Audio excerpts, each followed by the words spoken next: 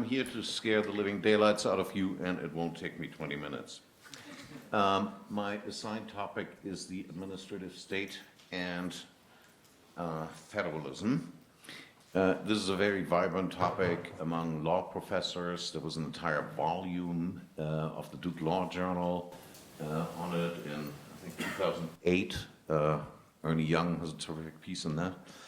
But it's an even bigger issue, I think, in political life, and it is politically salient. Why is that? Here's the way I think about it. For about 150 years of our history, our federalism came from the Constitution. This is the federalism they teach you, right? It's a government of limited and enumerated powers. Everything else belongs to the states. They have a large degree of autonomy to see to their own affairs. And it's by and large the Supreme Court's job to draw the boundaries. That all ended with the New Deal, when federal powers expanded enormously and state powers over national affairs, like the economy, expanded enormously. So that then, from then on out, state and federal powers run concurrent over basically the entire range of domestic affairs. That does not mean federalism dies or disappears. It just takes a different form, and federalism comes from Congress. This is frequently called process federalism because the theory is that the political process, the state's representation in the Senate and so forth, protects states. Political scientists call this cooperative federalism because there's always at least two levels of government in any given area of public concern, and you have to sort out what belongs to whom and how to coordinate their activities. I'm here to suggest that that is also now dead and gone. Federalism does not come from Congress. Why not? Because nothing comes from Congress. Either Congress doesn't legislate at all, in which case the administration operates under ancient statutes and tries to apply them to very, very different circumstances, or else Congress enacts hyper-convoluted statutes, highly prescriptive, 1,000 pages, and then it says, Congress says, we realize that can't be implemented, so we give you authority to waive statutory requirements. Doesn't matter either way, federalism now comes from the executive, and it has a natural advantage in shaping federalism relation. Let me give you a few examples. My first set of examples are what two prominent scholars, one of whom now a federal judge, call big waiver. That is to say, statutory authority to waive entire portions of a statute. If you look at the Medicaid programs around the country, they have nothing to do with a Medicaid statute that you actually can look up in the US code. This may be a good thing. One federal judge has called the Medicaid statute an aggravated assault on the English language. But whichever way you look at it, I mean, you just put the two next to each other, they have nothing to do with each other, and that's because Section 1115 of the statute grants the administration broad waiver authority that's been used for decades. Education programs have large waiver authority, and so these waivers have now been used by administration of both parties to generate programs for which there's no other statutory authority. We give you the waiver, in exchange for you, state, doing a program for which we have no statutory authority. There are similar provisions in federal welfare statutes, labor statutes, and so forth. Here's a second set of examples. The executive now assumes waiver authority whether or not it has it under the statute. The Affordable Care Act has been used in that fashion repeatedly. Carl Scott mentioned the immigration debate, the deferred action programs. Those are waiver programs for which there is no statutory authority. The administration has tried to waive chunks of the Controlled Substances Act as well as other federal statutes with respect to the legalization of marijuana in certain states and so forth. Third set of examples, big federalism programs, and these are federalism programs that motor on without statutory authority or at the outer margins of what the statutes permit. The Affordable Care Act, again, is example or exhibit number one. There was a big case last term called King versus Burwell, and I should confess that I had some small role in this.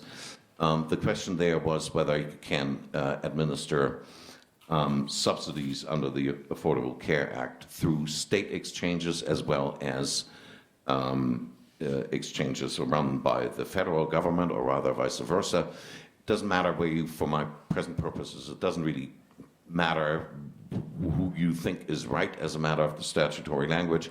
Either way, who made that decision eventually? Answer the Internal Revenue Service, which we normally don't really think of as a federalism agency. Stationary source control for greenhouse gases under the Clean Air Act are another example. Those blanket the nation now.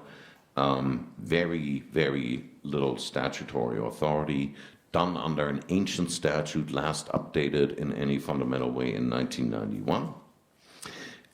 The administration has issued its first regulations or its proposed regulations for the so-called Clean Power Plan, which will compel most states to reconfigure not just their power production, but also transmission lines. Very little statutory authority.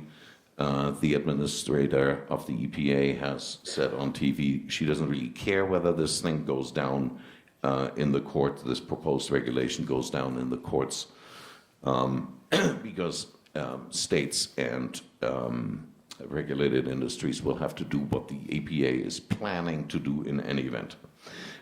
If that Clean Power Plan fails, the administration has a backup plan, the so-called Demand Response Program run by the Federal Energy Regulatory Commission. You don't want to know about it. You can quarrel in each of these instances, or you can argue that, well, Greve, that was a tendentious description. Fine. You can quarrel whether in any of these individual instances there was waiver authority or affirmative statutory authority. But either way, what I want to impress upon you is these are really, really big decisions, and they come from the executive, and Congress has nothing to do with it beyond writing checks. Executive federalism programs have several common features. First, they are highly discretionary. This is not just sort of filling in the blanks and the details of programs. This is, do we have a program, yes or no? Which way do we run our energy policy? What do we do about the so-called dreamers and so forth? Second, these are high-level political decisions. They're not exercises of ordinary administrative authority. Who runs this? Politicians, not bureaucrats. This is presidential government, as administrative lawyers call it. The third feature is these programs are asymmetric. That is to say, they differ greatly, hugely, from state to state to state. As people who know healthcare policy, which I don't, tell me, if you know Medicaid in one state, you know Medicaid in one state, because it's a completely different program in another state. They have nothing to do with each other. The fourth characteristic of these programs is that they're bargained for. That is to say, this is federalism by deal-making, not by rule-making. The APA, the Administrative Procedure Act, doesn't matter really anymore with respect to these programs. The Federal Register, you can't forget because it has nothing of interest with respect to these programs. What really matters is memoranda of understanding between states, individual states, and federal officials. Those MOUs are easy to find when they become the subject of litigation. they're somewhat harder to find and locate when they're not, and sort of periodically updated in negotiations between state and federal officials. This is all sort of regulatory dark matter, but intensely political. And finally, these programs, executive federalism programs, are highly coercive. The way this goes is the administration wants to do something, and so it says, okay, you states, cooperate. And if you states, and as well as private industry, if you cooperate at the front end and are an early adopter, we will give you all the flexibility in the world, and we will give you all the money in the world. And if you hold out on us, we will lay waste to your state. That is how the Clean Power Plan is actually being implemented as we speak. Repeat, the rulemaking proceeding has nothing to do with it.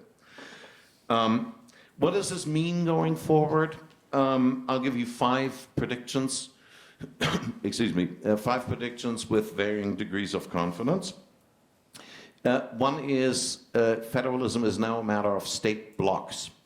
That is to say, there are fairly cohesive blocks, one led by Texas, red states, the other one led by,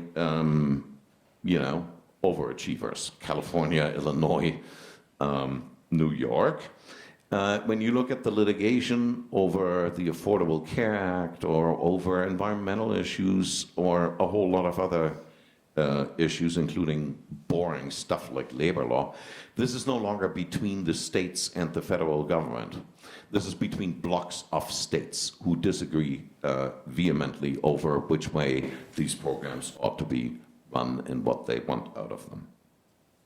Second point, presidential elections matter a great deal, including the next presidential election. Congressional elections don't matter much, barring sort of big 60-vote majorities concurrent with the president. Congress will not reassert itself.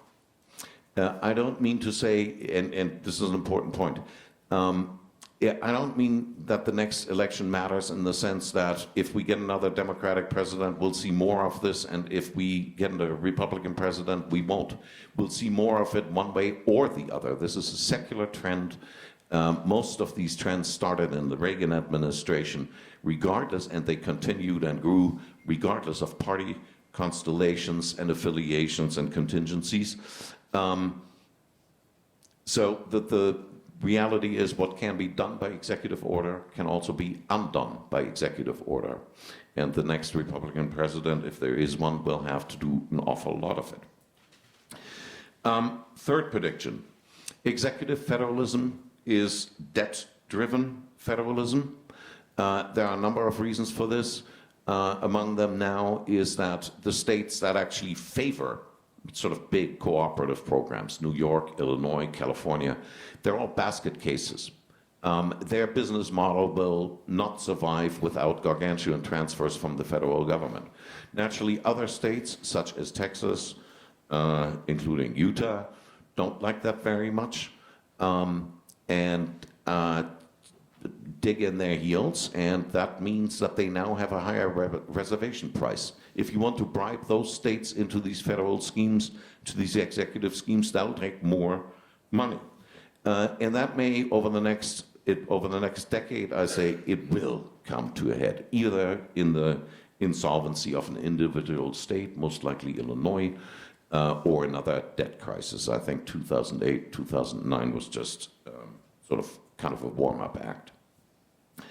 The fourth prediction is that usually in countries that practice this form of federalism, you see outright corruption.